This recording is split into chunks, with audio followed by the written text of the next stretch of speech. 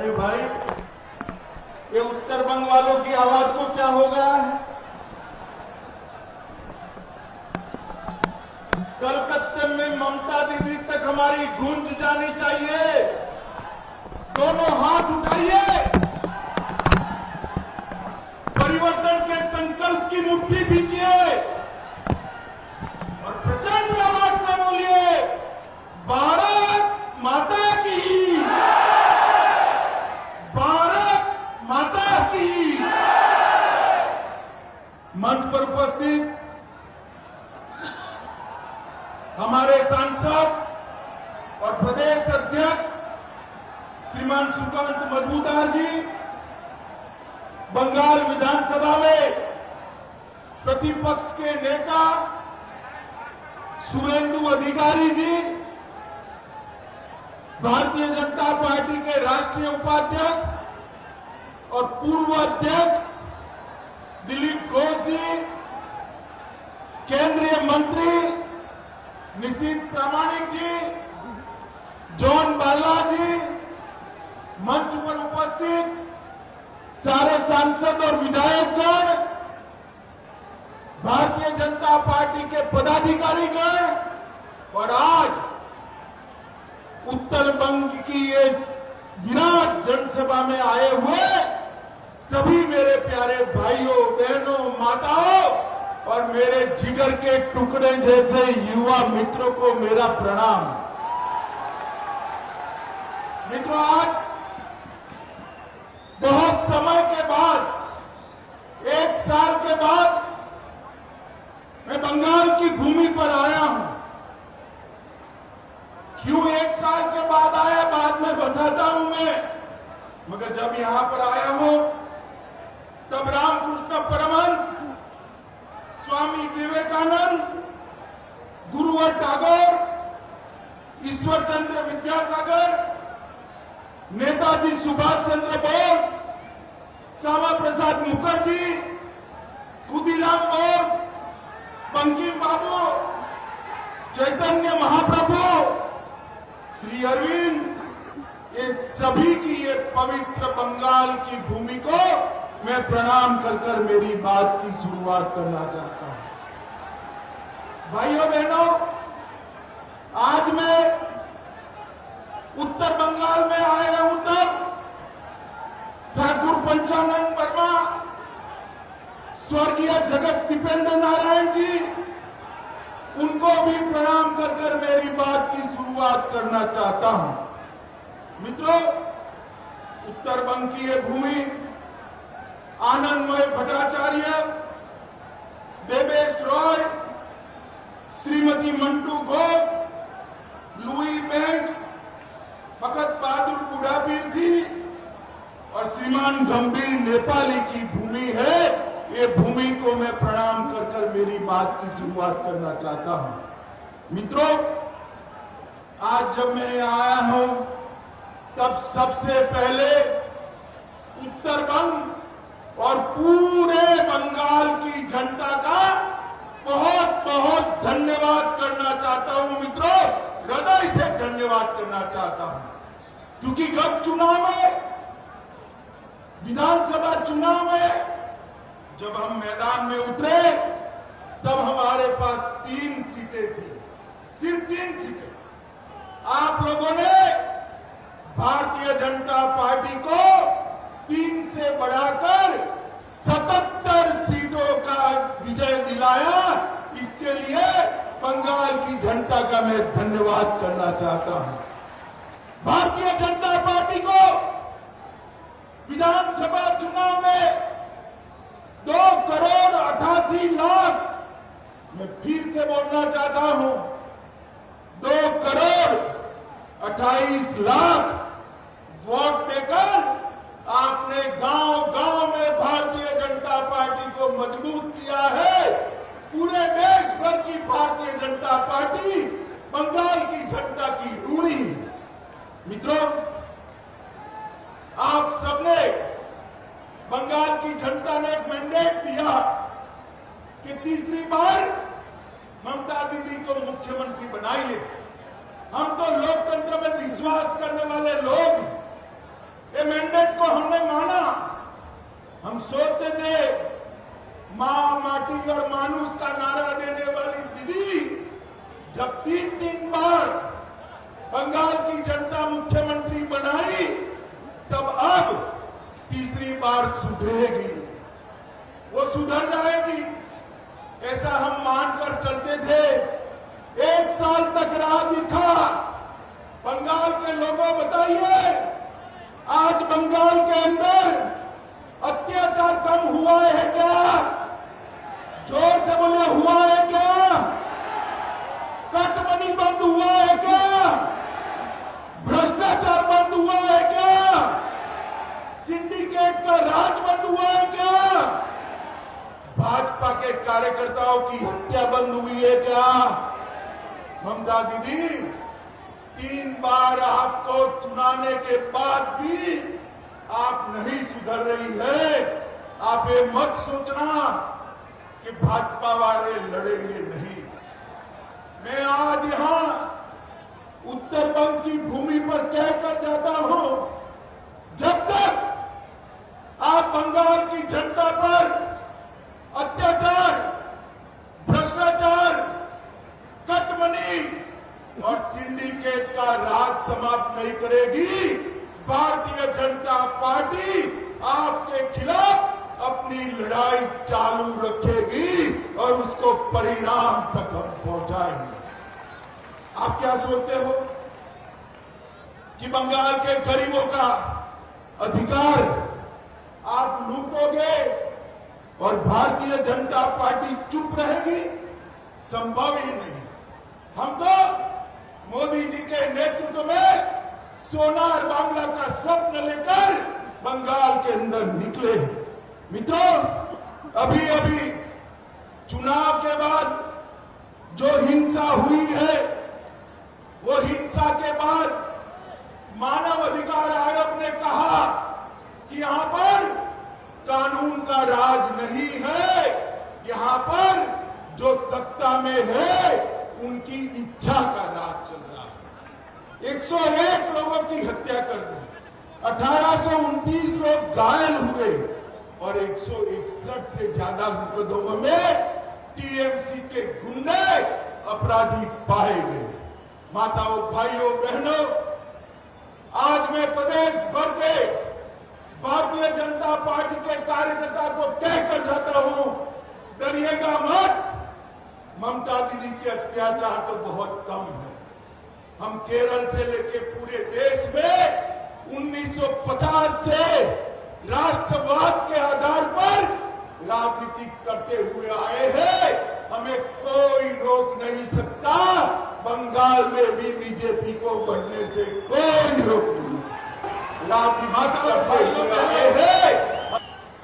22 मार्च से लेकर अब तक 181 राजनीतिक हिंसा की घटनाएं हुई और सुप्रीम कोर्ट ने कड़ी टिप्पणी के बाद सीबीआई को 64 बलात्कार के मामले और 52 हत्या के मामले सौंपने पड़े। निवृत्त हाईकोर्ट चीफ जस्टिस की अध्यक्षता में 698 मामलों की एसआईटी बनानी पड़ी। और दीदी, देश भर में कुछ भी होता है, यहां से डेलीगेशन भेजती है, टीएमसी का डेलीगेशन भेजती है। अरे दीदी, वीरभूम में आपने 8 बच्चों, 8 महिलाओं को और 1 बच्चे को जिंदा जला दिया, वहां क्यों डेलीगेशन नहीं भेजा भाई? क्यों? वीरभूम वाले आपके लोग नहीं है क्या? फैक्ट फाइंडिंग टीम नदियां क्यों नहीं गई? जहां एक नाबालिग बच्ची पर रेप हुआ, बलात्कार हुआ, वहां पर फैक्ट फाइंडिंग टीम क्यों नहीं गई? मित्रों, ममता दीदी ने आर्थिक रूप से बंगाल को कंगाल कर रख दिया है। 1947 में बंगाल का जीडीपी में, देश के जीडीपी में हिस्सा 30% था और 31% से घटकर 2022 में 3.3% 3% कर दिया है, 3.3%। ममता दीदी, बंगाल की जनता को आप जवाब देगी क्या? एफडीआई 2011 में 1% थी, आज भी 1% है। आपने कोई बढ़ोतरी नहीं की है। मित्रों, आज मैं कहता हूं, प्रति व्यक्ति आय में पश्चिम बंगाल 2011 में 7वें नंबर पर था, 2022-20 में 7वें नंबर से गिरकर 23वें नंबर पर आ गया है। और मित्रों, ममता दीदी ने बंगाल को ऋण से बोझ के तले दबा दिया है। वेस्ट बंगाल का कुल खर्च 2011 में 1.9 लाख करोड़ था, 2022 में 1.9 लाख करोड़ से बढ़कर 5.5 लाख करोड़ करने का काम ममता दीदी ने किया है। मित्रों, मैं आज आप सबको कहना चाहता हूं कि बंगाल के अंदर टोल मनी भाई हो गया। आप नारे मत लगाइए, आप नारे मत लगाइए, भाजपा के कार्यकर्ता नारे मत लगाइए भैया। टोल मनी और सिंडिकेट का राज फिर से शुरू हो गया है। मित्रों, इसके अंदर परिवर्तन लाना पड़ेगा। उत्तर बंगाल को हमेशा ममता दीदी ने अन्याय किया है। भारत सरकार ने जो एम्स भेजी थी, उसको आज बदलने का काम किया है, जिससे उत्तर बंगाल को इसका फायदा न मिले। देश भर में जहां जहां भाजपा की सरकारें हैं, वहां पर मेट्रो कॉरपोरेशन बनाए गए। यहां पर मेट्रो कॉरपोरेशन नहीं बनाया गया क्योंकि सिलीगुड़ी और जलपाईगुड़ी को मेट्रो न मिले। पूरे देश भर में पावर का दाम सबसे ज्यादा अगर कहीं पर है तो बंगाल के अंदर है। पूरे देश भर में पेट्रोल का दाम 115 रुपया अगर कहीं पर है तो बंगाल में है। जहां भाजपा की सरकारें हैं, वहां 105 रुपये में पेट्रोल बिकता है। यहां 25% जीएसटी और 13 रुपया और टैक्स बंगाल सरकार ने लगाया है। मित्रों, आज भी पूरे बंगाल के गरीबों को आयुष्मान भारत योजना का फायदा नहीं मिला। मुझे बताओ भाइयों बहनों, 5 लाख रुपया बंगाल के हर गरीब को मिल सकता है। बंगाल के गरीब को मिलना चाहिए या नहीं मिलना चाहिए? जोर से बोलिए, मिलना चाहिए या नहीं मिलना चाहिए? ममता दीदी मोदी जी की लोकप्रियता से डरकर आयुष्मान भारत योजना बंगाल में लागू नहीं करेगी और किसान सम्मान निधि भी 5 साल के बाद भेजने का काम किया है। मित्रों, आज मैं उत्तर बंगाल में आया हूं। मैं आपको स्पष्टता कर जाता हूं, तृणमूल कांग्रेस सीएए के बारे में अफवाहें फैला रही है कि सीएए जमीन पर लागू नहीं होगा। मैं आज कहकर जाता हूं, कोरोना की लहर समाप्त होते ही सीएए को हम जमीन पर उतारेंगे और हमारे भाइयों को नागरिकता देने का काम। ममता दीदी, आपको यही चाहती हो कि घुसपैठ चलती रहे और बंगाल से जो शरणार्थी आए हैं उनको नागरिकता न मिले, मगर कान खोलकर तृणमूल वाले सुन ले, सीए वास्तविकता था, वास्तविकता है और वास्तविकता रहने वाला। इसलिए आप कुछ नहीं बदल सकते हो। माताओं, भाइयों, बहनों, ये नॉर्थ बंगाल हमारा पूरे उत्तर पूर्व से जोड़ने वाला प्रवेश द्वार है। यहां पर बंगाली, गोरखा, राजवंशी, आदिवासी, कोच, मेचे, राभा, टोटो और हिंदी भाषी सब एक दूध में जैसे शक्कर मिल जाती है, इस तरह से रहते हैं। टीएमसी इसमें भेद कराना चाहती है। मैं आपको बताता हूं, इसमें कोई भेद नहीं। और ममता दीदी, आपकी पार्टी उत्तर बंगाल की जनसांख्यिकी को बदलना चाहती है, यहां पर बहुलता बदलना चाहती है। हम बदलने नहीं देंगे, घुसपैठ को होने नहीं देंगे। आप समझ कर चलें। मित्रों, अब चाय बागान के मालिकों को जमीन देने के लिए उनके पास कानून है, परंतु गरीब मजदूरों को पर्चा पट्टा का अधिकार नहीं देना। वह जल जीवन मिशन सिर्फ 19% खर्च किया। उत्तर बंगाल में एक भी बड़ा उद्योग नहीं लाए। राजवंशी, आदिवासी और गोरखा भाइयों के लिए आपने बटालियन बनाने का वादा किया था ममता दीदी, क्या हुआ? जरा हिसाब मेरे राजवंशी और गोरखा भाइयों को दीजिए। माताओं, भाइयों, बहनों, तृणमूल कांग्रेस की एक सोची समझी बोलकर घूम जाने की आदत रही। अब सब लोग इससे जानते हैं। मोदी जी ने देश भर में 80 करोड़ लोगों को, मेरे साथ जोर से ताली बजाकर स्वागत करना, मोदी जी ने देश भर में 80 करोड़ लोगों को 2 साल से 5 किलो अनाज प्रति माह प्रति व्यक्ति फ्री ऑफ कॉस्ट। और ममता दीदी मोदी जी के भेजे हुए थैलों पर अपना फोटो चिपका रही है। बंगाल वाले नहीं जानते हुए क्या?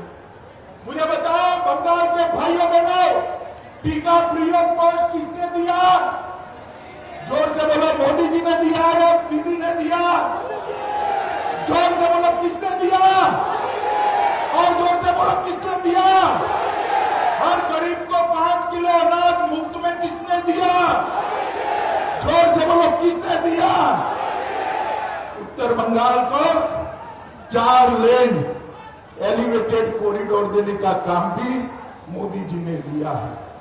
कोरोनेशन ब्रिज 1100 करोड़ के खर्चे से बनने जा रहा है। हवाई अड्डा बागडोगरा का 1300 करोड़ के खर्चे से उसका आधुनिकीकरण हो रहा है।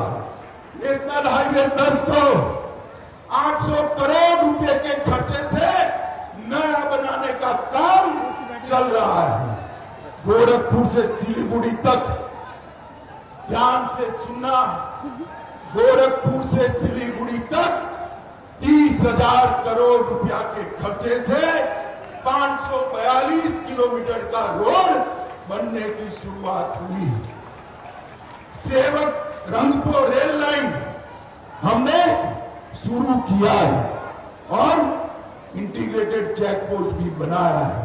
मित्रों, न्यू जलपाईगुड़ी रेलवे स्टेशन का विकास 350 करोड़ रुपया से भारतीय जनता पार्टी की सरकार करने वाली है। और पूरे बंगाल में लगभग 4,000 करोड़, 4,400 किलोमीटर रेलवे 55,000 करोड़ के खर्चे से मोदी जी ने बनाना शुरू किया है। पर्यटन एक्टिविटी के लिए पर्वतमाला योजना के तहत ये राजू यहां बैठा है, राजू जोर से ताली बजाना, दार्जिलिंग को इसमें कवर कर दार्जिलिंग के पर्यटन को बढ़ावा देने की बात की। गोरखा भाइयों बहनों को भी दीदी हमेशा गुमराह करती। मैं आज मेरे गोरखा भाइयों बहनों को कहने आया हूं, अगर कोई एक पार्टी है जो गोरखाओं के हित में सोचती है तो केवल और केवल भारतीय जनता पार्टी। हमने कहा है कि संविधान की मर्यादाओं के तहत सारी समस्याओं का स्थायी राजनीतिक समाधान ढूंढ लिया जाए। दीदी, जीटीए चुनाव से गोरखाओं की समस्याओं का समाधान नहीं होने वाला है, आप समझ कर रखिए। माताओं, भाइयों, बहनों, मैं आज समग्र इस बड़ी रैली के माध्यम से इसके बाहर भी हजारों लोग रोड पर खड़े हैं। इस बड़ी रैली के माध्यम से कहने आया हूं, ममता दीदी के कटमनी के खिलाफ, सिंडिकेट के खिलाफ, अत्याचार के खिलाफ, भ्रष्टाचार के खिलाफ, गुंडागर्दी के खिलाफ और राजनीतिक हत्याओं के खिलाफ भारतीय जनता पार्टी की लड़ाई चालू है। भारतीय जनता पार्टी तब तक चैन से नहीं बैठ सकती जब तक टीएमसी के अत्याचारी शासन को हम उखाड़ कर फेंक नहीं देते। भाइयों बहनों, 1 साल का मौका दिया था उनको, 1 साल का, सुधर जाइए, मगर नहीं सुधरे, 7वें आसमान पर रहते हैं।